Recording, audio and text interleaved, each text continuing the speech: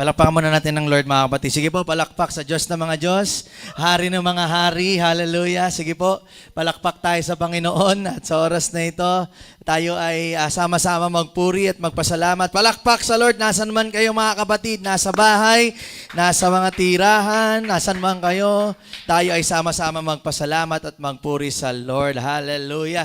Isang mapagpalang linggo sa atin mga kapatid, ayan, pagpasensya niyo po yung kanina na disconnect tayo, nawala po yung internet. Ayan. Pero we are back. Amen. Back and ready to listen. Huwag kayong umalis mga kapatid.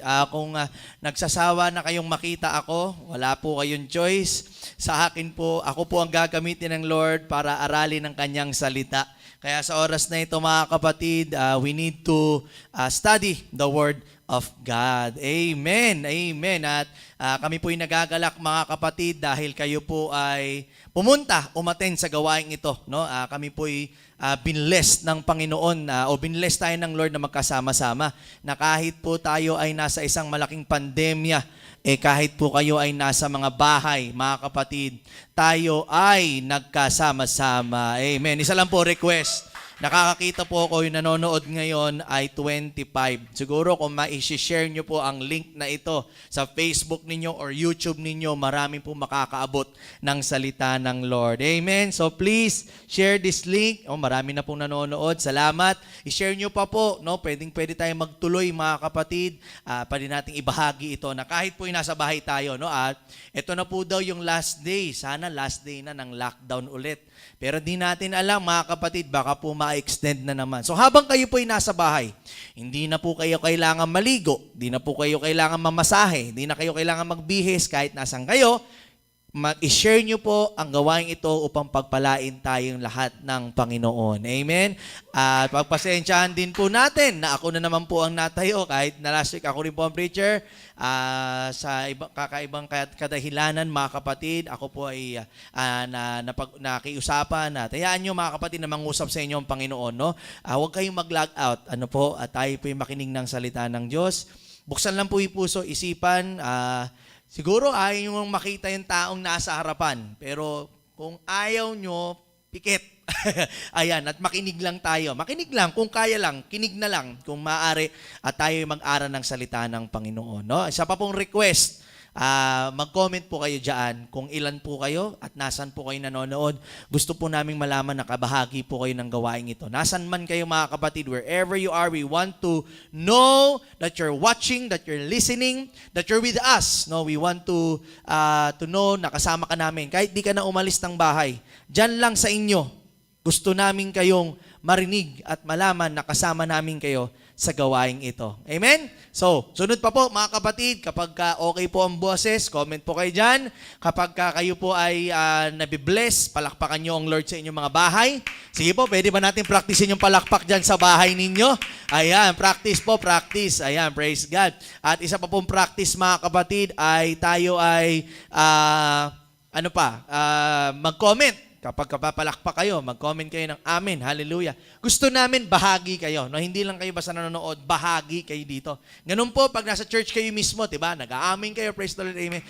Kung nasa bahay kayo, isipin nyo, gawain ito, nasa gawain din talaga kayo. Alright? Okay. Tayo po'y tumayo, mga kapatid, sa ating mga upuan bilang respeto lang. Nasa respeto sa gawain sa salita ng Diyos at tayo mag-aral ng kanyang salita. Buksan po natin ang ating mga Biblia, mga kapatid. Ayan, mag-aral tayo ng salita ng Lord sa Lucas 15:17 hanggang 20. Lucas 15:17 hanggang 20. Sa Tagalog pa niyan kasi Espanyol yan. Lucas 15, talata 17 hanggang 20. Ayan, malinaw na. Englishin ko para sabay-sabay. Luke chapter 15, verses 17 to 20. Ayan, dito titingnan nyo lang po. Ayan, siba? Napakaganda mga kapatid na tayo mag-aral ng salita ng Diyos. Ano po? Basahin natin mga kapatid, no? Sige, full screen mo para mabasa nila ng buo. Hallelujah. Basahin natin. Nang mapag-isip-isip niya, ulitin ko, nang mapag-isip-isip niya ang lahat, sinabi niya sa kanyang sarili, sa amin, kahit ang mga utusan ng aking ama ay may sapat na pagkain at sobra pa. Pero ako, rito, ay halos mamatay na sa gutom. Babalik na lang ako sa amin at sasabihin ko sa aking ama, Ama, nagkasala po ako sa Diyos at sa inyo. Hindi na ako karapat-dapat na tawaging anak ninyo. Gawin nyo na lang akong isa sa mga utusan ninyo. Kaya bumalik siya sa kanyang ama. Malayo pa ay natanaw na siya ng kanyang ama at naawa ito sa kanya, kaya patakbo siya nitong sinalubong, niyakap at hinalikan. Hallelujah. Praise God. Tayo po yung manalangin mga kapatid. Panginoong Hesus, isa pong pasasalamat, isa pong malaking pasasalamat mga Panginoon na kami po'y nandito sa iyong gawain. Isang malaking karangalan, Panginoon, na kami po'y nagkasama-sama. Kami po'y pinagtipon-tipon mo sa gawain ito. Panginoon, salamat. Ginawa mong posible. Kahit na kami po'y nasa aming mga tahanan, hindi po nawala ang gawain, hindi po nawala ang iyong presensya, hindi po nawala ang iyong espiritu, ang iyong gawain, Panginoon, ang iyong iglesia, kundi nakarating po pati po sa aming mga tahanan. Salamat, Lord. At sa umpisa pa lang ng aming gawain, sinamahan mo kami sa pagpupuri, salamat, pagluwalhati, lalo na sa aming pag-aalay, paghahandog, pagbibigay ng aming kapo. Ngayon po, sa pakikinig ng iyong salita, pagpalain niyo rin kami. Itago mo ang iyong lingkod sa iyong likuran, ikaw mangusap, magturo, magpala. Lahat na makikinig, Panginoon, sa oras na ito, pati bukas, mamaya, at sa mga susunod pang taon, dekada, panahon, ay pagpalain ng gawain ito, ng mensaheng ito. Anoint your servant, O Lord, and bless each and every one of us. In Jesus' name we pray. Amen. Palakpak tayo sa Panginoon mga kapatid. Palakpak na may tagumpay. Hallelujah. Hallelujah. Ayan mga kapatid, isang malaking blessing na tayo nagkasama-sama. So nais ko pong pamagatan ang gawain ito na hindi ako aalis. Stay, #safe at home. Ayan. Sabihin mo nga, hindi ako aalis. Ayan. Okay ba tong frame ko? Gusto nyo nasa gitna ako nung dalawang natin? Okay, sige ha. Oro natin. Para ayan, mapansin nila na may kakaiba ngayon. ayan, hindi nakikita. Ipakita mo pati yung dalawang ganyan. Ayan, okay. Pakitulungan mga guys para para kita yung dalawang para 'di ba? Makita yung dalawang natin banner, 'di ba? Okay, ayan. Sige, 'yun. Yun, 'di ba? Hindi ba niya napapansin, mga kapatid? Hindi na tayo parang nasa langit ngayon. All right. Okay. Luwas na labas na yung ating mga kulay. Ayan, salamat sa mga mangga. Di ba napansin, mga? Wala magpapalakbak dyan sa mga bahay ninyo. Sige po, yung mga sa bahay. Kaya, kahit kayo po'y nasa bahay, parang nasa iglesia na rin, yun ang ginagawa ng ating gawain. Ipaabot. Kaya nga sabi ko, wag na kayong umalis. Hindi na kayo aalis, no? Diyan na kayo, no? Stay and safe at home. Ayan. Saktong-sakto sa meron tayo ngayong panahon, bawal lumabas. Wala akong kausap. Bawal lumabas. Ayan. Kaso dito po sa Floodway, wala po. Immortal ang mga tao. Ayan. But praise God, kayo po nandiyan sa bahay. Hindi nyo na kailangan lumabas kahit nandiyan po kayo sa inyong mga tahanan. Pagpapalain tayo ng Lord. Amen po ba? Ngayon mga kapatid, tanong, narinig nyo na ba yung prinsipyo ng lugar? Or the principle of the place? Narinig nyo na? Hindi pa, no? Papaliwanag ko, ano ba yung prinsipyo ng lugar or the principle of the place? Ano po ito, mga kapatid? Ayan, urong pa ako? Sobra. Ayan, dito. Okay na? Ha? Okay? Dito? Ano ba? Okay. Nagkakagulo sila. Dito? Okay, alright. Sige, very good. So mga kapatid, ano ba yung prinsipyo ng lugar? Okay, ano daw yung prinsipyo ng lugar? Ano daw yan? Babasahin natin mga kapatid. Full screen para makita ng ating mga kapatiran. Alright, ano nakalagay dyan? It suggests that our well-being and our welfare are not just determined by who I am, but equally impacted by where I am. Sa Tagalog, ang ating buhay at kapakanan ay hindi lang natutukoy kung sino tayo, kundi pati kung nasaan tayo. Ayan, amen. Sino naniniwala dito mga kapatid, na ang ating buhay at ang ating kapakanan, hindi lang natutukoy kung sino tayo, kundi pati kung nasaan tayo. Tama? Tanong, nasaan ka ngayon? Bahay. Kasi kung nasa labas ka, di delikado ka. Kaya ang kapakanan at ang iyong buhay natutukoy hindi lang kung sino ka, kundi pati kung nasaan ka. 'Di ba? Kung wari, nasa isa kang mayamang subdivision, ibig sabihin, ano ka? Mayaman, 'di ba? Kung ikaw ay nasa ilalim ng tulay, ikaw ay may bahay sa ilalim ng tulay. Tama po ba? So, kung nasaan ka, tinutukoy nito, hindi lang ko ikaw, pati ang kapakanan mo. Malinaw? May kausap ba ako? Ibig sabihin, mga kapatid, place matters. Ang lugar ay importante at mahalaga. Sabihin mo, importante.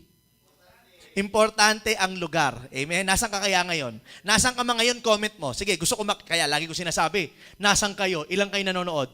Kasi gusto ko malaman kung nasaan kayo at anong kinalalagayan ninyo. Mga kamamaya, mga kapatid, kailangan nyo ng tulong. O comment, chat na kayo dyan. Baka kailangan nyo ng tulong para makita ng mga kinukukulan. No? Malaman namin na kailangan nyo ng tulong dyan. But the important thing here, church, place matters. Naniniwala kayo dyan, mga kapatid, place matters? Alam niyo yung place matters? Yun yung ginagamit sa plato. Okay, last na po. Okay, placemat po yun. Ayan. Pero napakahalaga po ng lugar. Patunay. Ayan. Diba? Ano yan? Yan po ang creation. No? Ay, hindi naman po mismo yan, pero yan ang ginawa ng Diyos. Nakapaloob dyan yung 7 araw na ginawa. Ginawa yung langit, lupa, pati yung buwan, yung araw, mga hayop, sa ibabaw ng lupa, sa tubig, sa himpapawid. Ayan po ang creation, no? Pansinin nyo, mga kapatid, okay? Tingin naman dito, aral tayo sa salita ng Diyos. Okay lang po ba? Bitaw-bitaw muna. Bitaw-bitaw. Bitaw? Okay. Bitaw-bitaw muna, mga kapatid. Naalala nyo ba kung ilang araw ginawa ng Diyos ang mundo? Ilang araw? Yung totoo, ilan? 5. Dahil yung pang-6 ginawa niya tao. Malinaw ba? Ulitin ko. Ilang araw ginawa ng Diyos ang mundo? 5. Kasi yung pang-6, ginawa niya tao lang. At yung pang-7, nung ginawa? Nagpahinga. Malinaw. Kaya dapat paglinggo, pahinga. Nood-nood din. Okay? Share nyo na to. Now, pansinin nyo, bakit ang haba-haba ng panahon para buuin ang lugar bago yung tao? Woo! Wala nakahuli? Pansinin nyo, mas mahabang ginawa ang lugar kaysa yun sa tao. Kasi napakahalaga nung titirhan nung tao. Woo! That's why place matters. You need to understand this. Importante, alam nyo kung nasan kayo. Tama po ba? Wala na akong kausap. May kausap ba? Dahil nga ang ating buhay at kapakanan ay hindi lang natutukoy kung sino tayo, kundi pati kung nasaan tayo. Anong point ko, mga kapatid? Ibig sabihin, upang makapamuhay tayo ng tama, kailangan nasa tamang lugar tayo. Woo! Hello! You need to get this. Huwag niyo mamimiss to, mga kapatid. Patunay. Gusto yung patunay pa? Bakit nung ginawa ng Diyos ang isda, inuna niya yung tubig? Nung ginawa ng Diyos ang ibon, ang inuna niya, himpapawid. Nung ginawa ng Diyos ang hayop, ginawa niya una lupa. Kasi paano ka mabubuhay kung wala kang titirhan? Woo! Kaya ibig sabihin, kailangan yung lugar muna kung nasan ka. You need to get this. That's why you need to know where you are staying right now. Kaya nga sabi ko, huwag kayong aalis, stay.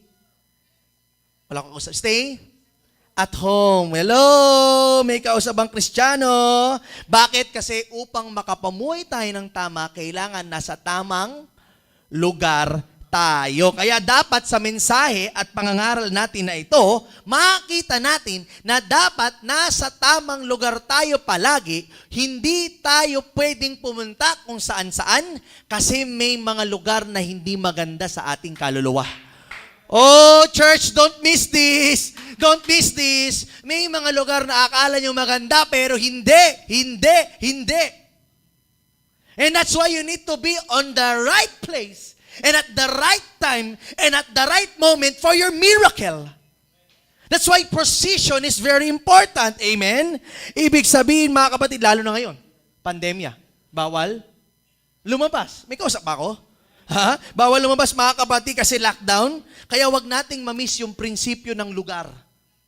At di niya man napapansin, bakit ang gusto ng Diyos manatili kayo sa bahay? Ha? Hello? Bakit sa panahon ngayon, ba't kaya nauso yung stay at home, work from home, stay safe, kasi may virus? But gusto niyo mamainti, bakit nga ba? Ano bang meron kapag nag-i-stay at home ka? Hello? Hello? Kasi nga, our welfare and our well-being is determined by our location and where we are. Tama? And with the principle in mind, ngayong alam natin ang prinsipyo ng lugar, mga kapatid, malalaman din natin na alam ng Diyos kung paano ka ilalagay sa tamang lugar para makuha ang the best sa buhay mo. No, wala nakakapakinig sa akin. Alam ng Diyos kung paano ka ilalagay sa tamang lugar para makuha mo yung the best sa buhay mo. Kaya kung nasaan ka ngayon, church, think of it, God is putting you into a best location, best place for your best miracle. Hello? Wala akong kausap. May kausap ba ako? Walang papalakpak sa Panginoon sa katotohanan yan. Church, hindi ako mangingisda. Si Arniel, mangingisda dati yan. Pero alam ko na may mga tamang specific na isda sa kanya-kanyang tubig. Tama ba, Arniel? Ha? Merong tubig alat, may isda para sa tubig alat. Merong isda na sa tubig, ano ba ito? Tabang, fresh water. Meron din tubig na sapa. May tubig ilog. Merong iba-ibang klaseng isda. May kausap ba ako? Hello! Andiyan mo ba? At alam din ng Diyos kung anong klaseng isda ka para alam niya kung sa kanya ilalagay. Hello! Woo! Sa makatuwid, kapag nilagay niya tayo sa tamang lugar, may responsibilidad ka. Ano yun? Na manatili sa bahay. Woo! Sa lugar na inilagay ka ng Diyos, may responsibilidad ka, kapatid, na manatili dyan. Kan saan kanya nilagay. Napakalalim nun, pati sa iglesia, kung saan ka nilagay, manatili ka. Hindi lang yun, mga kapatid, pati kung saan kang nilagay na pastor, manatili ka. Hallelujah. At responsibilidad mo, kapag sinabi ng gobyerno, manatili ka sa bahay, manatili ka. Malinaw eh. Because there's a principle of the place. At alam ng Diyos kung saan kanya ilalagay. Tama ba? Ha? Ang tanong, ang isda, nilagay saan? Tubig. Ang ibon, nilagay sa himpapawid. Ang hayop na mga sa lupa, nilagay sa lupa. Ang tao, saan nilagay? Sa Eden. Sa Garden of Eden. Pakita mo, malaki. Para makita nila yung ganda niyang ano na yan. Okay, hindi naman ganyan na ganyan yung Garden of Eden, no? Baka kayo, masyado kayong sensitibo sa litrato. Ibig ko sabihin, mga kapatid, it may be look like that, mga kapatid. Hindi ganyan na ganyan, no? But I'm telling you, saan tayo unang nilagay ng Diyos si Adan at Eva? Sa Garden of Eden. Why? Kasi kailangan natin maintindihan, merong importansya, may significance ang lugar. Pansinin nyo, nilagay ng Diyos si Adan at Eva sa Garden of Eden, pwede naman sa tubig. Pwede sana, mga sirena-sireno tayo.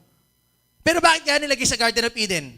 Because Garden of Eden is a symbol of unbroken communion, fellowship sa presensya ng Diyos. Kasi dito sa lugar na ito, andali nilang kausapin ng Panginoon. Isipin mo, bubulungan mo lang magsasalita ng Diyos. Bumaba pa nga siya, naglakad din, naalala nyo? Nung gumawa na sila ng, ginawa nila, kinain nila yung bunga ng pagkaalam ng mabuti at masama, narinig nila parang lumalakad daw ang Diyos sa hardin.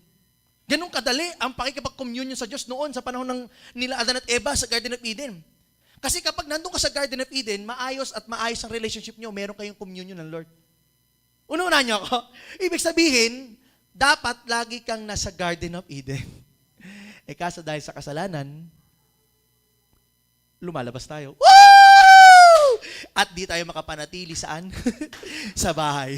Hindi tayo makapanatili sa hardin na ibinigay ng Diyos. And this Garden of Eden, napakalinaw nito. Garden of Eden is where you are in a close relationship sa Diyos. Sa Garden of Eden, doon ka mas malapit sa Diyos. Doon ka mas malakas. Kasi kasama mo Diyos eh. Doon ka mas panatag. Doon ka mas komportable. Saan? Sa Garden of Eden. Which means, sa presensya ng Diyos. Wala mang papalakpak sa Panginoon, mga kapatid. Why? Why? Bakit, kapatid, tingin sa screen? Because we function best when we are in God's presence. We function the best if we are in the presence of God. Bakit? Ang emosyon natin are at best kapag nasa presensya tayo ng Diyos. Hindi tayo mainit ulo. Hindi tayo mabilis magalit, hindi tayo mabilis mairita, hindi tayo pwedeng, alam mo yun, kasi nasa presensya ka ng Diyos. Tama po ba? Hello! Ang isip natin ay mas okay kapag nasa presensya ng Diyos. Diba? Pero alam din ng kaaway yan. Bakit? Kasi gagawin ng kaaway, palabasin ka sa bahay. Kaya nga nandun yung ahas sa hardin eh. Church, don't miss it! Kaya dumating yung ahas sa hardin, gusto kang palabasin. Hindi naman para lokohin ka lang para pakainin ka ng prutas. Hindi, para lumabas ka sa hardin. Hindi niyo nakuha. Kaya ang tao, tutuksohin ng kaaway para lumabas sa presensya ng Diyos. Akala ko ba, Kuya Brother Evangelist Chris, ang presensya ng Diyos is everywhere. That's right. But the Spirit of God inside you can go out because of sin. Sabihin, pwedeng lumabas ang Espiritu sa katawan ng tao kapag siya ay wala talagang presensya ng Diyos. May kausap ako? That's why principle of the place is very important. You need to be in the presence of God. Wala akong kausap, palakpak tayo sa Panginoon. Ha? Guys, remember this, nagiging okay, nagiging tama ang isip at lakas mo kapag nasa Eden ka. Tama? Hindi si Ned yan, ha? Si Eden. Yung Garden of Eden, yung presensya ng Diyos. Tama ba? Lahat kaya mong lagpasan, kaya mong mapagtagumpayan pag nasa Garden of Eden ka. Sino naniniwala? Ibig sabihin, if you are in the presence of God. Hello? Nakukuha na? Pero marami sa atin ngayon lumalaban sa buhay, malayo sa Eden. Remember, we function best when we are in the presence. So, paano ka ngayon lalaban pag nasa labas ka ng bahay? Well, you know what I mean? Not only outside your house, but outside the presence of God. Ang hirap lumaban. Paano ka ngayon lalaban sa gulo ng mundo kung walang presensya ng Diyos sa kabuhay mo? Ay, hindi, kaya ko mag-isa. That's wrong. Remember, nung ginawa ang Diyos ng tao, lagi niyang nilalagyan ng kasama. Sinong unang kasama ni Adan? Hayop. Kasi ayaw niya mag-isa ka. Gusto niya iparamdam sa iyo, you are here, you are safe, you are ano ba dito? Secured. At nung nalungkot na si Adan, nilabas niya si Eva. Talagang tatokso sila, lumabas sila. Hello, may kausap ba ako? Nakakasunod ba tayo mga kapatid? Ha? Bakit kanyo? Dahil ang presensya ng Diyos ang mag-aayos sa ating buhay. Wala akong kausap. Ang presensya ng Diyos ang mag-aayos sa ating buhay. Kaya sa panahon ngayon, huwag kang umalis. It is not safe outside. Stay at home. Hello? Huwag kang umalis. Stay at home. And when I say stay at home, stay in the presence of God. Hello? Are you listening, church? Ha? Ngayon, saan tayo mananatili? Sa presensya ng Diyos. Sa presensya ng Diyos. In God's presence. Kasi mga kapatid, sa presensya ng Diyos, tayo ay itinakdang manirahan ng Diyos. Di ba sabi ko sa inyo, may nilagay ang Diyos sa lahat ng tao, hayop? Ibon sa himpapawid, isda sa tubig, hayop sa lupa, ang tao sa presensya ng Diyos. Hello! Kaya dapat manatili tayo sa bahay. Lumalaban tayo, nagiging intentional tayo, nagiging committed tayo, at mananatili dapat tayo saan? Sa bahay. Sa presensya ng Diyos. Hindi ito pagpapakita ng kahinaan, but mga kapatid, pagpapakita ng pagtitiwala. Amen? Amen? Ibig sabihin, not the right location of our bodies, but the right position of our hearts. Hindi lang yung tamang lugar kung saan ka nakatira, but kung ano ang posisyon ng puso mo. Kamusta pa puso mo? Hello, church? The right position of our hearts. Remember, naalala yung pinangaral ko last week, pumunta si Jesus dito, hindi niya binago ang batas. Anong binayos niya? Pag-ibig ng tao. Kasi nung pumunta siya rito, ang mga Pariseyo, mga Saduseyo, wala yung tamang posisyon ng puso. Kaya nga, tinan nyo, si Juan Bautista, saan nangangaral? Hindi sa templo. Ha? Saan? Sa labas. Hello? Because he knows that inside, those hearts are not in tune with the Lord. Kaya ang tinuturo niya, pag-ibig, pag-ibig, pag-ibig. Pag-ibig sa kapwa-tao. You may know the law, you may know the laws and all, but if you don't have love, you are just a sounding and banging cymbals. 1 Corinthians 13. Para ka lang maingay na simbalo. Bakit? Alam mo ang batas pero wala kang pag-ibig. Do you have love to your brethren? Do you have love to your families? Do you have love for the church? Do you have love for the Lord? Ha? That's why ang importante ngayon, posisyon ng puso. May pag-ibig ka pa ba sa Diyos? Ay, okay naman kami ng asawa ko, okay naman kami ng pamilya ko. Yeah, that's right. How about the love of your Creator? Okay kami, okay pamilya ko, okay kami. Wala kaming problema. Kakakain kami, okay kami. Okay trabaho ko, okay naman, nakakabuhay naman ako. But how is your relationship with the Lord? Kaya ang aayusin ng Diyos ngayon, posisyon ng puso. Paano maaayos ang posisyon ng puso kung wala ka sa tahanan ng Diyos? Kung wala ka sa presensya ng Diyos, wala ka sa gawain ng Diyos. Ang dali na nga ngayon, kipindutin mo na lang. Ha? Pinagaganda pa. Ang ganda na ng background. Hindi na nasa langit. Ha? Tapos, wala pa rin sa tamang posisyon ng puso. It's very important that your position or the heart is in right position. Hello? Bakit? Dahil meron na namang malungkot na katotohanan. Ano yung malungkot na katotohanan? Gusto gamitin ng kaaway. Uy, church, don't miss this. Tingin kayo. Gustong gamitin ng kaaway ang pagkahiwalay natin sa building para mahiwalay din tayo sa presensya ng Diyos. Imagine, when was the last time you are in the Tatagalugin ko na, kailan yung huling nasa presensya ka ng Diyos? 2019. Buong 2020, nasa bahay lang tayo eh. Kailan ka ulit nakadalo? Physically. Di ba? So, isipin ng tao, wala ng church, wala ng presensya, okay na ako ng araw-araw, sarili ko lang iniintindi ko. Nakalimutan mo, hindi yan ang buhay. Imagine, balikan mo lang ang dati, panahon eh. Anong ginagawa nila Adan at Eva? Nagpupuri sa Lord. Anong ginagawa ni David? Nagpupuri sa Lord. Kailan lang pinanood namin nila Cholo? Last Thursday ata, nanood kami ng Prince of Egypt, buhay ni Moses. Ang buhay ng tao ngayon, buhay nila noon, nagpupuri lang. Naintindihan nyo? Ibig sabihin, ginilo na naman ng kaaway ang isip nyo kung anong dapat gawin ng tao. O, saan nauubos ang oras? Diba? Pansinin nyo? Kaya ibig sabihin, dahil hindi ka nakakapunta dun sa building, wala ka na ring oras para sa presensya. Naunawaan nyo ko? Kaya akala natin, okay lang, di umattend. Normal pala to. New normal. Hindi nyo alam, ginulo ng kaaway yan. Yan ang malungkot na katotohanan. Na dahil malayo ko sa building, nalalayo ka rin sa presensya. Marami ngayon, hindi pa rin naniniwala sa online. Hindi ako manonood niyan. Kalokohan yan, hindi ko na-feel. Huwag ka rin manonood ng Avengers. Feel na feel mo nga yung Avengers eh. Feel na feel mo nga yung top 1 ngayon sa Netflix eh. Ano ba yung top 1 ngayon?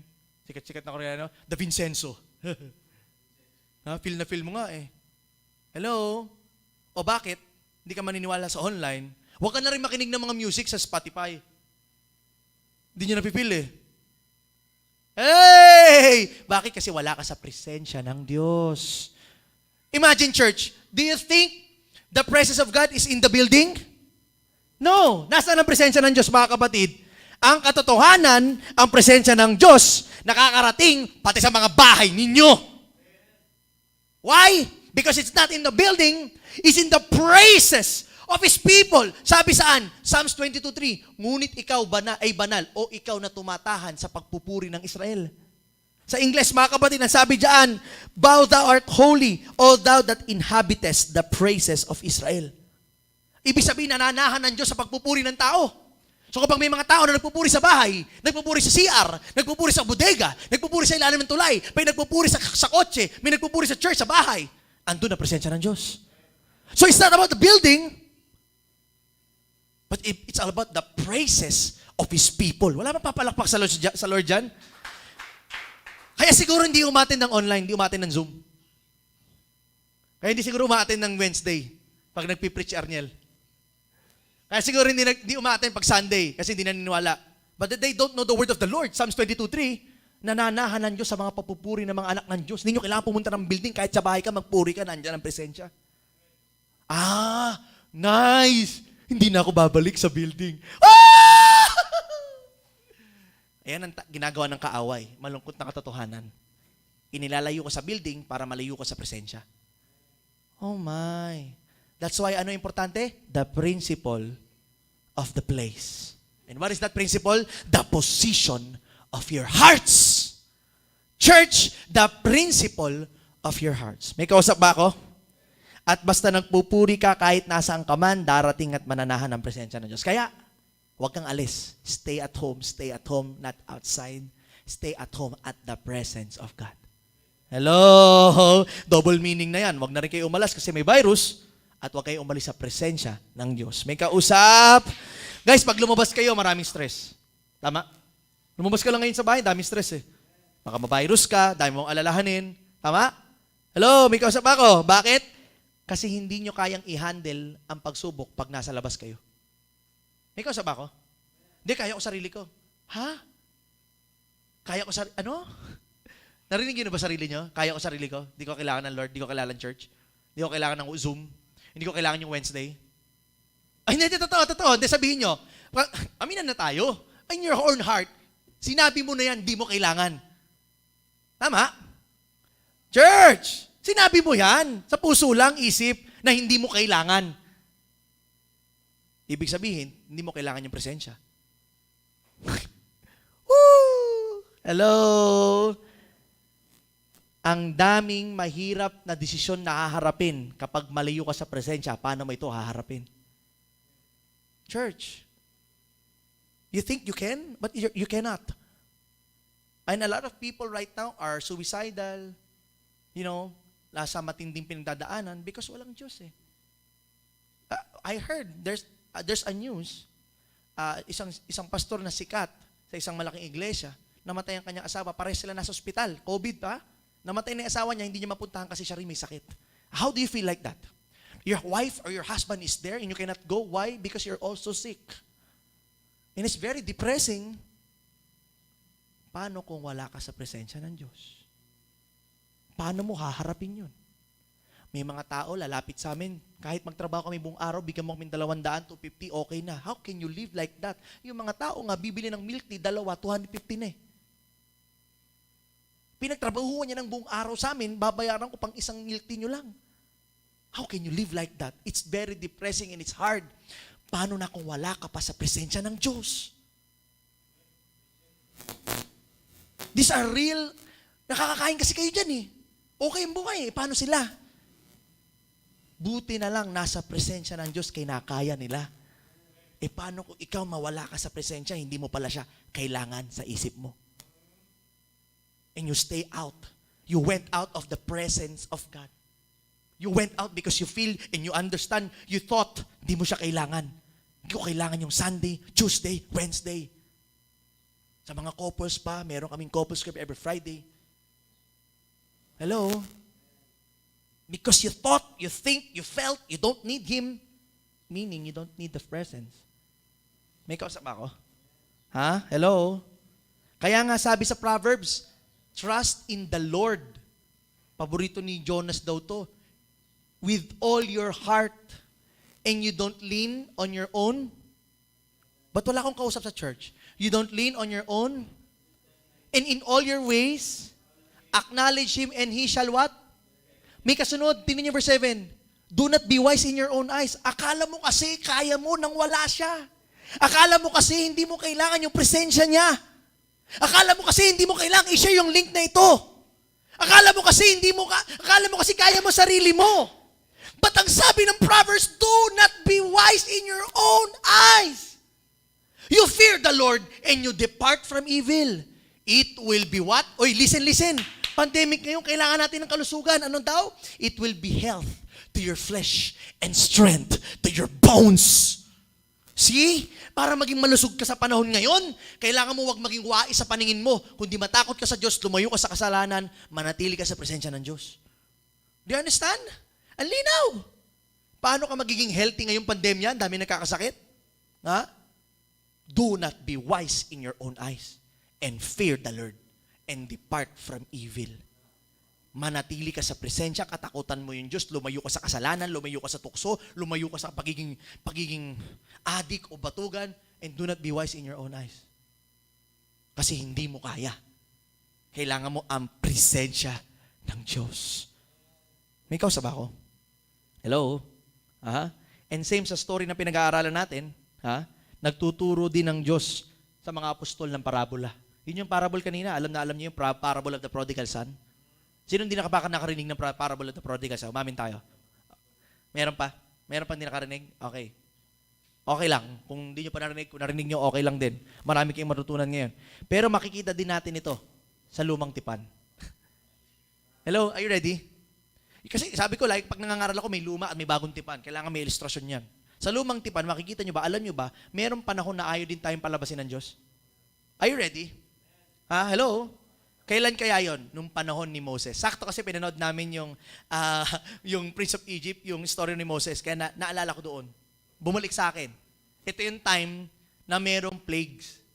Alam niyo yung 10 plagues? Ano yung isa sa mga unang plagues? Yung tubig naging? Okay. Ano sumunod? Frog. Sunod?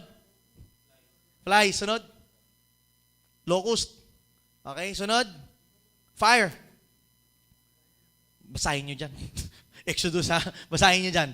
Pero ibig ko sabihin, hindi ba parang ganun din ngayon? May plague. Woo! Church? Anong utos ng Diyos kay Moses? Yung huling-huli na. Basahin natin. Tinawag nga ni Moses ang mga pinuno ng Israel at sinabi sa kanila, pumili kayo ng isang tupa para sa inyong sarili-sariling pamilya at katayin ninyo para sa Paskwa. Kumuha kayo ng sanga ng halamang hisopo, yun yung gagamitin nyo, at basahin ito ng dugo ng tupa. At anong gagawin? Ipapahid sa magkabilang poste at itaas ng pintuan. At isa man sa inyo ay huwag lalabas ng bahay. Hanggang kinabukas. See? Hindi ba parang ganun din pinapagawa ng Diyos ngayon? Walang lalabas ng bahay. Lumantipan. Hello, church. Oh, baka pa-miss nyo to. Why? Kasi kapag dumating yung kanyang espiritu, ang lahat ng panganay papatayin. The firstborn. Pero pag nandun yung dugo, nandun yung dugo ng tupa, nakita nyo na sa New Testament, sino yung dugo ng tupa? Sino? Si Jesus yung kordero ng Diyos. Yung lamb. At yung dugo niya, nasa atin. Yun ang binayad sa ating mga. It's a foreshadow, church. Foreshadow meaning in the future. Malinaw ba yun? Yun ang it's an illustration na kapag nasa inyo ang presensya, ang dugo, ang kahabagan ng Diyos, hindi kayo mapapahamak. Kaya ang sabi, huwag kayong lalabas ng bahay. Labas ng labas. Ano ibig sabihin? Sa presensya ng Diyos. Ooh, hello! Church! Sa gabing iyon, lilibutin ni Yahweh ang buong Ehipto at papatayin ang mga Ehipto. Lahat ng bahay na makita niyang may pahid na dugo sa magkabilang poste at itaas ng pintuan, hindi niya hahayaang pasukin ng anghel ng kamatayan. Meron pala talagang totoong angel of death eh. Sa Biblia eh. Hello? May kausap? Nakita nyo? Inutusan sila ng Diyos na wag lalabas ng bahay para ngayon. Walang lalabas sa presensya ng Diyos. Ayaw din talaga tayong palabasin ng Diyos kasi mapapahamak tayo. At ganoon din sa New Testament, yung kinikwento na kanina. Ha? Yung istorya ni Prodigal Son. Hello? Ganon din, sa unang verse na binasa natin sa New Testament, yung story ng Prodigal Son, merong gustong ituro sa Diyos na huwag lumabas. Bakit? Ano nangyari doon sa Prodigal Son? Napalayo. Hello! Ngayon, bakit napahamak? Kasi, tama! Hindi mangyayari lahat ng yan kung hindi siya umalis at nanatili sa bahay ng tatay niya. Oh, church! Don't miss it!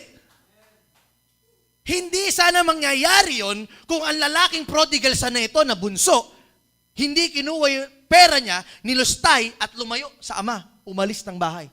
Hindi sana nangyari. Hindi sana mangyari mga pagsubok kung ang mga tao na natili sa presensya ng Diyos. Kung nanatili sa presensya ng kanyang ama. Sino yung ama natin? Panginoon. Tama po ba? May kausap ba ako? Hello! Masarap na pag-aaral to. At ang pananatili sa bahay ay kumakatawan sa presensya ng ama. Hello! At nang umalis siya, nagkaroon siya ng ano? Maling desisyon, maling kasama, maling lugar. A bad decisions, bad company, and bad place. Napakahalaga pa naman ng prinsipyo ng lugar. Tama po ba? Hello? Ha? Kaya marami sa atin ngayon nagkakaroon ng maling desisyon at maling kinakasama at maling lugar na kinalalagyan dahil bakit? Umalis tayo ng bahay. Umalis tayo sa presensya ng Diyos. Sa lumang tipan, sa panahon ni Moses, yung dugo, presensya ng Diyos. Diba? Ngayon, pag nasa iyo ang dugo at espiritu ng Diyos, hindi ka sana mapapahamak. Tama? Kahit dumating yung anghel ng kamatayan. May dugo ka. Nasa iyo ang presensya. Nilulukubangan ka ng dugo at espiritu ng Diyos. Hindi ka sana tatamaan ng kasalanan or anything sakit. Tama po ba? May kausap ako? Hello?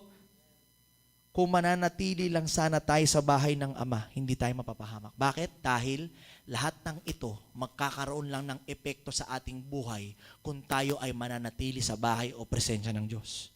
Tama? Ibig sabihin, under the protection, the presence, and provision ng Diyos.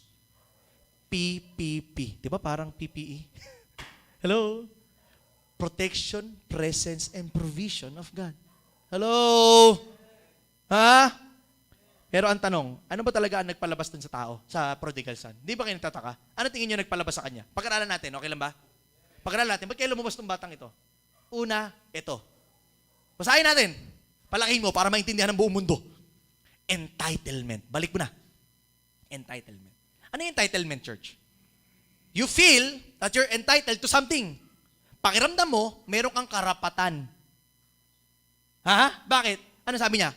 Sabi niya, may isang lalaking, may 2 anak na lalaki. Ang nakakabata, lahat ng mga bunso dyan, amen, ay nagsabi sa kanyang ama, Ama! Ibigay mo sa akin ang bahagi ng mga ari-arian na nauukol sa akin. So, ang pakiramdam niya, siya ay may karapatan at may entitlement. Don't miss this. Pakiramdam ng tao, entitled tayo. At kapag hindi binigay yung entitlement, nagagalit, lumalabas. I believe that prodigal son really felt na meron siyang entitlement. Question is, do you hear what he said? Narinig yung may sinabi niya? Sabi niya, yung nauukol sa akin, yung karapat dapat sa akin, yung dapat matanggap ko, ibigay mo na. Question, kung talagang ama mo yan at ama natin na Diyos yan, ano ba talagang karapat dapat sa'yo? Kung alam mong tao ka lang at makasalanan ka, anong karapat dapat sa'yo? Impyerno. Pero hindi na unawaan ng tao kung ano ba talagang karapat dapat sa atin. We are sinners. If you really understood, ano ba talagang karapat dapat sa akin? Parusa. Pero salamat sa kahabagan ng Diyos. Nagkaroon tayo ng buhay na walang hanggan. That's why this entitlement mindset is so wrong. So wrong because you are not entitled to something. Because we deserve death. But Jesus died for us. Jesus died for us. And because of that, He gave you eternal life. Hello! You see? Entitlement is not right. Tingin ko karapat dapat akong purihin sa ginawa ko. Tingin ko karapat dapat naman akong mapansin sa ginawa ko. Feeling ko dapat ako na to, dapat ako na yan, dapat ako na to, dapat may ganito na ako, dapat may asawa na ako, dapat may jowa na ako, dapat may anak na ako. You are always feeling dapat meron ka. Kung alam mo lang kung anong dapat sa'yo, hindi ka hihingi ng karapat dapat sa'yo. Kasi kung alam mo lang yung dapat sa'yo, parusa impyerno yun. Oh! Church, entitlement mindset. And it's so wrong. At yun ang tingin ko nagpalabas kasi feeling niya. And I know, isa pa, tingin ko na-offend din siya. I don't know what's really happened, but walang reason para umalis ka sa tatay mo kung nararamdaman mo yung pagmamahal. May offense. At marami ngayon lumalabas ng bahay kasi na-offend sa Diyos. Na-offend sa church. Na-offend sa pastor, na-offend sa kapatiran, umalis, lumabas ng presensya ng Diyos. You may not admit it, but something has an offense, kaya ka umalis. And that's so wrong. Una, feeling mo, entitled ka na-offend ka pa. Isipin mo, tatay mo, sabi pa nga sa dulo, lahat ng ari-arian nandun sa kapatid na lalaki, na panganay. Ibig sabihin, mayaman talaga to. I doubt na hindi ibibigay din yun sa anak bunso. Ganun ang Diyos eh. Diba? Dahil yung ama natin, pagka nagkaanak kayo, gusto naman ibigay nyo sa lahat ng mga anak ninyo eh. Pero bakit siya lumabas? I believe there's an offense at di niya inaamin. And these are the things na magpapalabas sa'yo kapag offensive ka. Madali ka ma-offend. Hello? Church, this will let you out of the presence of God. Offense. Maraming ganyan. Kaya kapag hindi tayo naging maingat sa entitlement and offense, lalabas tayo. lalabas tayo sa presensya ng Diyos. Pangatlo dyan, ito. Kung na-offend ka ng Ama o ng Diyos, huwag kang lalayo sa tanging tao o Diyos na alam mo makakatulong din sa'yo. Yun ang nga lang tutulong sa'yo eh. Kaya napansin nyo, dun sa ama ko, maraming nakakain yung mga alagad ko. Diba narinig nyo? Sabi niya, nun sa ama ko, yung mga alagad namin, ang dami nakakain habang ako kumakain ako ng pagkain ng baboy. Hello? Sinong gusto kumain lang ng pagkain ng baboy? Kung sapat na sa iyan, sige, manatili ka dyan. Ako hindi eh. Gusto ko ako kumakain ng baboy. Lechon. Woo! Hello? Why will you settle for foods for pigs if you can eat pig? Oh, you know what I mean? Ba't ka magsisete sa kakainin? Oh my, huwag ka magsisete sa mamaliit kung alam mong kayang ibigay sa inyo malaki. Ba't ka lalayo? Dahil na-offend ka? Sabi nga, naalala ko yung preaching niya, wala akong oras at panahon para matisod kung alam ko ang lahat ng kailangan ko nasa Diyos. Woo! No time, church. Ubus lang. You should have a lot of potential kung nandun ka lang sa presensya. Hello! Woo! Andiyan pa ba mga anak ng Diyos? Nakakapakinig pa. Kasi nga, marami offend, na madaling ma-offend. Pwede kasi na ma-offend ka sa kaparaan niya, sa kaparaanan ng Diyos. Pero ang sigurado ako, ang rason nun, para sa ikabubuti mo. May kausap ako? Nakaka-offend? Okay. Ganun ng Diyos eh. Offensive talaga. Alam niyo ba na offensive talaga si Jesus nung nandito siya? Oy, baka wala nakakaunawa. Offensive ang Diyos. Alam niyo ba nung nandito sa mundo? Akala ba puro pag-ibig? Yes. Pero pansinin niyo, nung nakita niya may nagtitinda sa iglesia, sa templo, hindi niya sinira niya. Excuse me po, alis ka. Hindi ganon. Kumuha ng pamalo, sinira. Offensive ang Diyos. Kung nakita mo, may ganung totoong Diyos ngayon sa panahon ngayon, ibabas yan online, bibidyohan pa. Oy, Jesus daw, tinan mo, sinisira yung mga tindahan, paano naging Jesus yan? Paano naging Diyos yan? Offensive ang Diyos. Sinabi niya, ako ang tinapay ng buhay. Ang kumakain sa akin, hindi na mamamatay. Kakainin mo doon katawan niya? Offensive. Nakikita nyo? Ang Diyos dito, offensive. Sabi, kalimutan mo anak mo, kalimutan mo kapatid mo, kalimutan mo mga magulang mo, sumunod ka sa akin. Offensive yun. Pero bakit marami sumunod? Alam ko nasa kanya ang buhay. Alam ko nasa kanya ang buhay. So, kaka-open ang away niya, pero ba't ka lalayo? Ikabubuti mo yun. Nakunawan niyo ako? Si Jesus, offensive yan eh. Sabi nga niya, pumunta siya rito. Hindi para pagbatiin, kundi paghiwalayin. Nakatawa niyo yan? Nakulo niyo ba yun? Andito ako para paghiwalayin. Hindi niya pagkaisahin, paghiwalayin. Kaya, pwedeng talagang offensive ang way ng Diyos. Minsan nga, hindi mo lang nakuha yung gusto mo, offensive, open ka na eh. Nanalangin ako, nag-fasting ako eh. Nag-serve ako ng ilang taon dito sa church na to eh. Tapos yung gusto ko, di binigay. Offensive mindset. Nakaka-offend lang, pero sa dulo, ikabubuti mo yan. Nakaka-offend lang ngayon, pero sa dulo, ikabubuti mo yan. May kausap pa. Kaya, hindi lang natin nagustuhan ang paraan niya, kasi may preference tayo, dahil doon, lalayo na tayo. No. Ano pa dahilan kung bakit lumalayo ang tao? Maling individual ang kasama. Are you ready? Balikan natin, ano nangyari? Lumipas ang ilang araw, kinuha niya yung lahat eh. Diba? Kinuha niya na. Sabi niya, ibigay mo ang karapat-dapat, ang nauukol sa akin. Binigyan naman ng Diyos. Kasi ang gusto matuto ka eh. Woo! Kaya ibibigay ng Diyos, kahit ayaw niya, bibigay niya para matuto ka. Kaya lumipas ang ilang araw, pagkatipon ng lahat ng sa kanya, nakita niyo, tinipon niya lahat. Ang nakababatang anak na lalaki ay umalis. Di lumabas niya ng bahay. Diba? Umaalis sa presensya. Nagtungo siya saan? Sa isang malayo. Kaya kapag umaalis ka, napapalayo ka. Tama? At doon nilustay ang kanyang ari-arian at siya ay namuhay ng magulong pamumuhay. Magiging magulo talaga.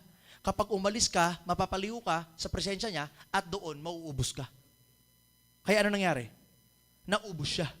Tama ba? Naubos siya. Bakit? Ngunit nang magugol na niya ang lahat. Sabihin, lahat na lang ang pwede niyang gawin, ginawa niya, wala nakapigil sa kanya, may kalayaan siya. Nagkaroon ng isang matinding taggutom sa lupaing yun. Talaga makakaroon ka ng katuyuan, makakaroon ka ng taggutom. at nagsimula na siyang mangailangan at mangangailangan ka na. Di ba, hiningi mo lahat, tapos ngayon mangangailangan ka na. Kaya kapag lagi ka na sa presensya ng Diyos, di ka maubusan. Kasi nandun yung source eh. Tama? Humayo siya at sumama sa isang mamamayan ng lupain ngayon. Anong ginawa niya? Lumayo pa at Sumama saan? Sa isang mamamayan. Ibig sabihin, mali na naman ang sinamahan. Oh yan na magpapalayo sa'yo pag mali lagi mong kasama. Kapag malagi mong kasama yung panayang mura, ay sure ball. Sure ball, ang lalabas sa'yo, puro puto. Pag mga kasama mo palagi, yung gigil, gamitin yung mga daliri, gigil din yung daliri nyo. Kapag ang puro kasama mo, puro yung sigurado ganun ka na rin magsalita. Pag gusto mo lagi kasama, yung lagi negatibo, yung marami na sinasabi, pangit naman ang kulay ng gray.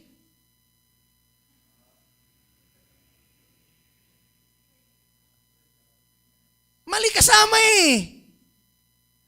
Kapag yung hilig mo, yung mga vlogger ka rin. TikTokers ka rin. Uy, mali pala makisama. Wala akong sinabi mali makisama. Ba't ang ibig ko sabihin, kapag lagi yan ang kasama mo, paano ka na? Napapalayo ka sa presensya ng Ama. May kausap? Kaya ano nangyari sa kanya? At siya ay sinugo niya sa mga bukrin upang magpakain ng mga baboy. Isipin mo yun. Okay sana buhay mo eh. Anong ginawa mo ngayon? Nagpapakain ka na ng baboy. Kumakain ka na rin ng pagkain ng baboy. Hindi gumaganda buhay. Hindi, okay kami. Dami kong pera ngayon eh. Ayos nga relasyon namin eh. Okay nga pamilya namin, dami kong pera. Uy, okay kami. Kamusta kayo ng Diyos? Kamusta kayo ng tatay mo? Kamusta kayo ng ama mo? That's the problem. Church, hello? Andiyan pa ba? Kaya mga kapatid, kapag ginawa mo lahat ng gusto mo nang malayo sa presensya niya, ikaw ay mangangailangan. You will be in need. Tama? At kapag sumama ka sa maling tao, gagawin mo ang isang bagay na hindi mo gusto. Gagawin mo ang isang bagay na hindi mo magugustuhan. May kausap pa ba ako? So, anong dapat natin gawin? Ready na tayo? Patapos na tayo. Anong dapat gawin? Ito na yung main verse natin. Ninang, nang mapag-isip-isip niya ang lahat. Napakalawak nyo. Naunawaan niyo ibig sabihin ng mapag-isip-isip niya? Nakita niya ngayon lahat ng kanyang kakulangan. Nakita niya ngayon ang pwedeng gawin ng kanyang ama. Nakita niya ngayon ang kakayahan ng kanyang ama. Nakita niya ang kalalagayan na napakapangit. Kaya sinabi niya sa kanyang sarili, sa amin, kahit ang utusan ng aking ama ay may sapat na pagkain at sobra pa, pero ako rito ay halos mamatay na sa gutom. Nakikita niya na ngayon ang tunay niyang kalalagayan. So anong gusto kong makita niyo ang kailangan niyong gawin? You need to know what is the position of your heart right now. What is the position of your life right now? Reflect on yourself. Kamusta ka ba? Kamusta ba kayo ng Diyos? Kamusta ba kayo ng Panginoon? Kamusta ba ang buhay mo? Kamusta ba kalusugan mo? Kamusta ka ba? Kaya kailangan mapag-isip-isip natin, mag-reflect naman. Sa gulo ng mundo, sa ingay ng mundo, ang mga tao wala ng panahon para mag-reflect. Sobrang busy. Kaya nga, naglaan na kami pamilya. Every Monday, 9 p.m., nagde-devotion kami. Subukan nyo na rin. Kasi, Kasi kapag hindi ka napag-isip-isip, hanggat di mo nauunawaan na may kulang, na wala ka sa tamang lugar, tamang posisyon, wala ka sa presensya ng Diyos, hindi ka makakalabas. Do you understand? At di ka makakaranas ng tunay na kapayapaan kasi yan. Hello? Babalik na lang ako sa amin. Ayun ang pinakamaganda. Anong gagawin? Ano? Babalik na ako sa amin. Ba't di ka pa bumalik ngayon sa Diyos? Ba't di ka pa bumalik ngayon? Church! Ngayon na! Ngayon ang panahon para mag-init. Babalik na ang Diyos. Diyos, di niyo pa ba nakikita? Oh, anytime. Ama, Nagkasala po ako sa Diyos at sa inyo. Nakita nyo? Gusto ko makita nyo to. Church, tingin kayo rito. Ano ba ginawa niya? Kinuha niya lahat ng kanyang yaman. Lumabas sa kanyang bahay.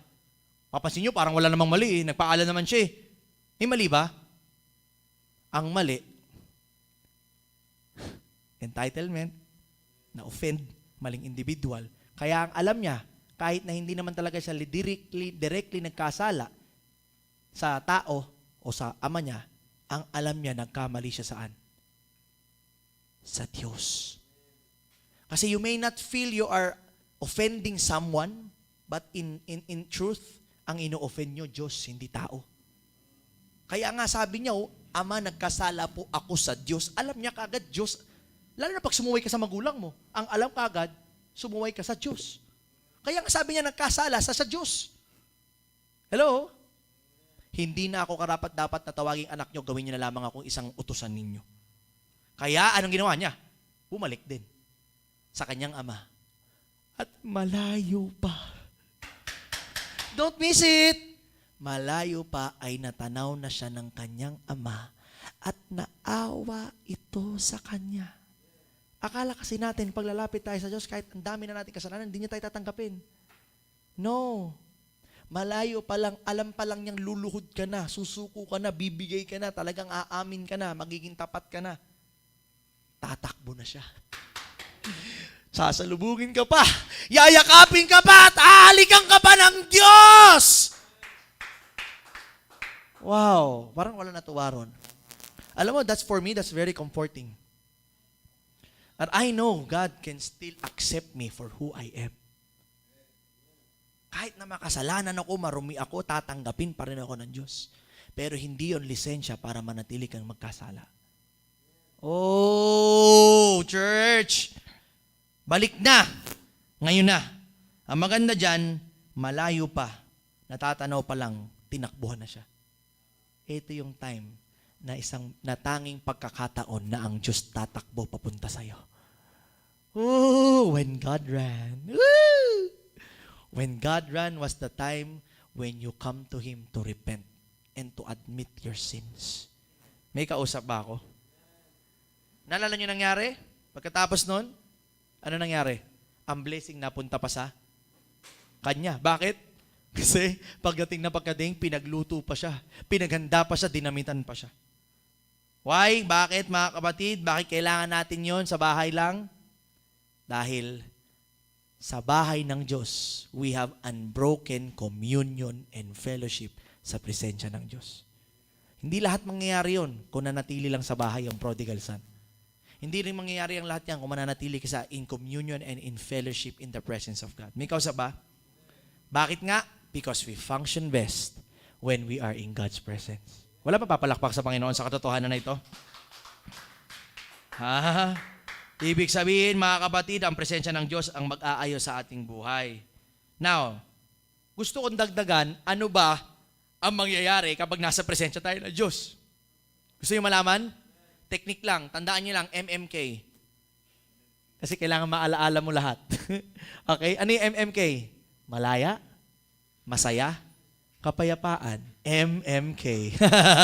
Kaya dapat huwag mong kakalimutan yan, maalaala mo kaya. Ha? Ang alin? Ang malaya, masaya, kapayapaan. Malaya.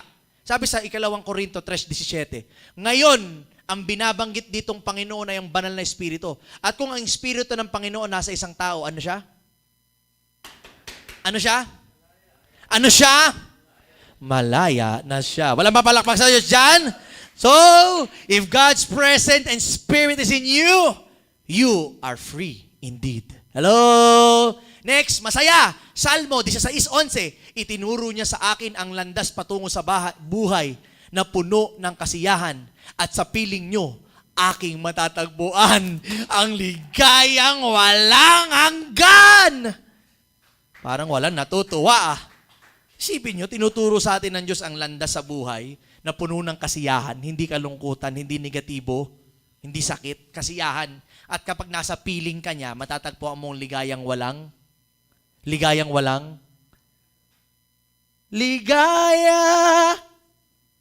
sa Panginoon na walang hanggan. Hello? Kapayapaan naman, Exodus 33:14. sakto dun sa Exodus kanina, sasamahan ko kayo at bibigyan ko kayo ng church. Pag kasama daw natin siya, anong bibigay niya? Kapayapaan. Wala bang papalakpak dyan? Woo! At paano tayo makakapunta sa bahay at presensya ng Diyos? Do you wanna go now in the presence of God? Do you feel na kailangan natin ng presensya at bahay ng Diyos? Parang wala akong kausap. Sino naniniwala kailangan natin ng presensya ng Diyos? Sino naniniwala na kailangan natin ng buhay, ang presensya, nasa bahay ng Diyos? Ito ang paraan para makatira tayo doon. Ready? Ready? Last verse. Tingin, church. Santiago 4:8.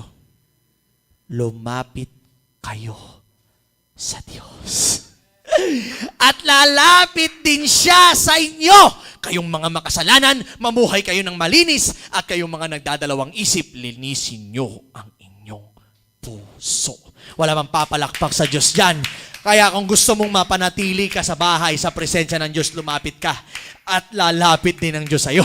Makasalanan ka man, pero ang sabi ng Diyos, mamuhay kayo ng malinis. At kayong nagdadalawang isip, linisin nyo ang inyong puso. Sa umagang ito, tayo tumayo, mga kapatid. Huwag kayong umuwi. Huwag kayong aalis dyan nang hindi kayo nakakalapit, nang hindi kayo nakakabalik, nang hindi kayo nakakapasok sa presensya ng Diyos. Because this morning, we need His presence. And without the presence of God, we are lost. We are in pain. We are in need. Mauubos tayo, manlalamig tayo, maliligaw tayo, hindi natin kaya mamuhay na mag-isa. Bakit? Kasi malayo tayo. Amen po ba? Kaya mga kapatid, sa umagang ito, God is teaching us, stay at home. Stay in the presence of God. Huwag kang umalis sa presensya. Huwag kang umalis sa tahanan. Kung hindi ka lang sana lumayo sa tahanan, hindi sana mangyayari. But don't worry, binibigyan ka ulit ng isa pang pagkakataon ng Diyos. You have another chance. If you will let God enter your hearts, if you will let God enter your minds, enter your spirit, you will feel freedom. Church, without Jesus, we are nothing. Without Jesus, we are nothing. Without Jesus, we are nothing. Away from God, we are nothing. Before you go home, before you end this life, make sure you get back the Spirit of God. Church, make sure you feel the presence of God. Kaya sa umagang ito, you let the Spirit enter your hearts. Sabi, kapag nasa iyo ang Espiritu, meron kang kapayapaan, meron kang kasiyahan, meron kang kalayaan. KKK din pala yun. If you want that, the Spirit of God needs to be in you. You need it, church. You need it. Principle of the place. Hallelujah. Set a fire down in my soul that I can't contain, I can't control. I want more of you, God. I want more of you, God. You set a fire down in my soul that I can't contain, I can't control. I want more of you, God. I want more of you, God. Come on, church. Set a fire down in my soul that I can't contain, I can't control. I want more of you, God. Come on, church. I want more of you, God. Set a fire. You set a fire down in my soul that I can't contain, I can't control. I want more of you, God. Do you want more? I want more of you, God. There's no place I'd rather be. No place I'd rather be. No place I'd rather be than here in your love. Here in There's no place. No place I'd rather be. No place. No place I'd rather No place. No place I'd rather Then where? be. They're here in your church. Here in your church. Come on, no place. No place we'd rather be. Wala nang lugar na dapat nandun ka. No place I'd rather be than here in this house. Here in this house. Come on, church. No place I'd rather be. No place I'd rather be. No place I'd rather be than here in His presence, here in His... Come on, again. No place I'd rather be. No place I'd rather be. No place we'd rather be than here in His love, here in His love. No place I'd rather be. No place I'd rather be. No place I'd rather be than here in this church. Here in, come on, God is done. No place I'd rather be. No place I'd rather be. No place I'd rather be than here in this house. Here in this house. No place I'd rather be. No place I'd rather be. No place I'd rather Here in the presence.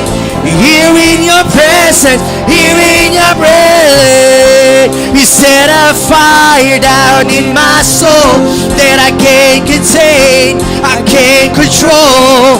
I want more. Say it. I want more of you. Set a fire Set a fire down in my soul that I can't contain. I can't control. I want more of you, God. I want from your hearts. You set a fire down in my soul that I can't contain. I can't control. I want more. You set a fire down in my soul. I can't control. God is here. I want more from your hearts. Set a fire down in my soul that I can't contain. I can't control. I want. God is here in this church. God is there in your life. God is there in your house. Set a fire. Let God set a fire in your life. Let God set a fire in your hearts. Let God set a fire in your family. Set a fire in your work. Set a fire in your hearts. Set a fire in your mind. Set a fire in your desires. Set a fire in your spirit that you can't contain. Set a fire. God is here. Feel Him. And I want more of you. Set a fire down in my soul that I can't contain, I can't control. I want more. I want more in my soul. I can't control. We want more. No place I'd rather be. No place I'd rather be. No place Where, church? Where? Here in your love. Here in Say, your continue. love. No place I'd rather be. No place. No place. Principle of the place. Here in your house. No place I'd rather be. No place.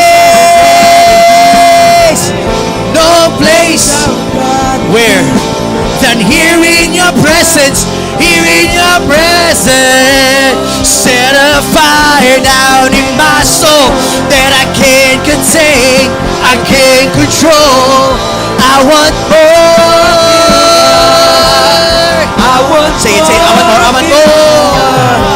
You set a fire that I can't contain, I can't control. I want more of you, God.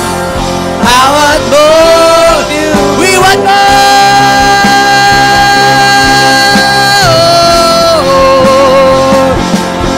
We want more.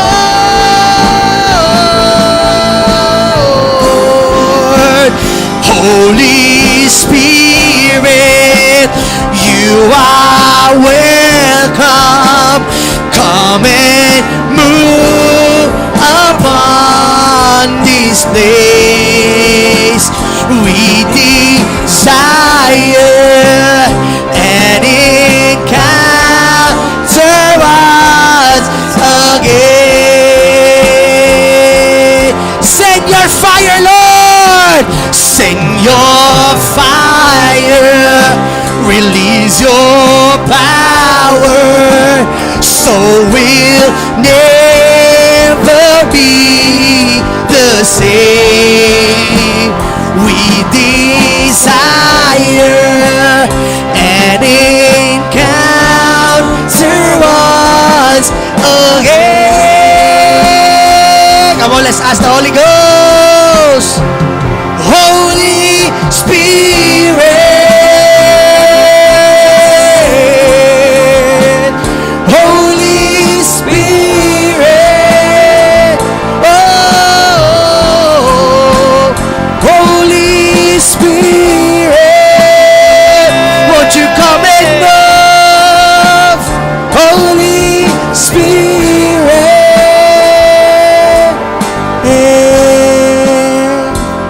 we make way, we make room. Yes, Jesus. Lord, let your Spirit move. Have your way in this place, oh God. Lord, we have come for you. We make way, we make room. Oh Lord, let your Spirit, Lord, let your Spirit move. Have your way in this place, oh God. Lord, we have come for you. We make way, we make way, we make room. Lord, let your Spirit, Lord, let your Spirit, Holy Spirit, have your way have your way in this church, this place. oh God. Lord, we have come for you.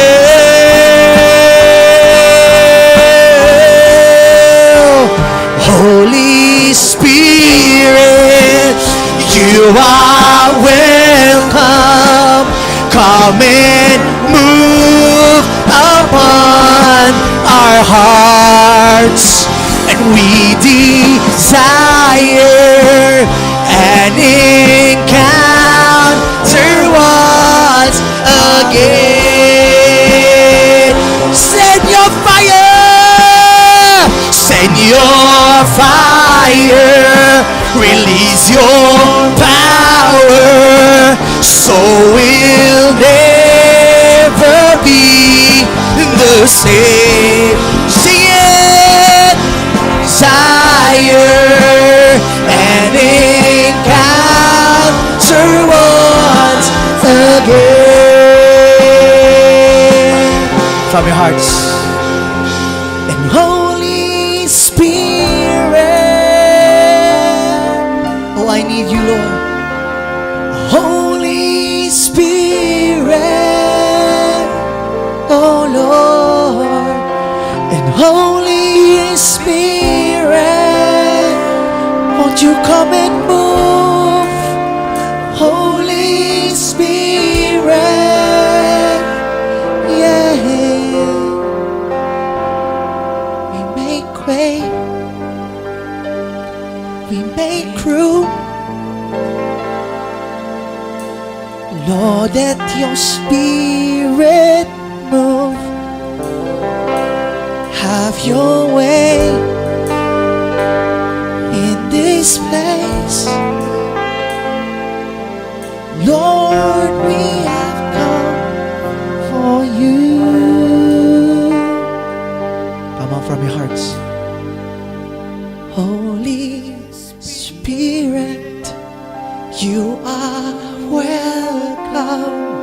Come and move upon our church. And we desire an encounter once again. Oh Lord, release your power upon this place. Release your power. Release your power. So we'll never be the same. We desire, Lord, we desire an encounter once again. From your hearts again, church. Holy Spirit, Holy Spirit, you are welcome. You are welcome. Please move, come and move upon our hearts. We desire, Jesus, an encounter of you once more. Jesus, please send the fire upon these houses. Send your fire, release your power, so will never. Come on, ipaabot natin ang presensya na ito sa inyong mga tahanan. Yes, makakarating itong presensya na ito sa inyong mga tahanan. Yes, makakarating ulit from your hearts. Holy Spirit, you are welcome. Come and move upon our families. We desire an encounter once again.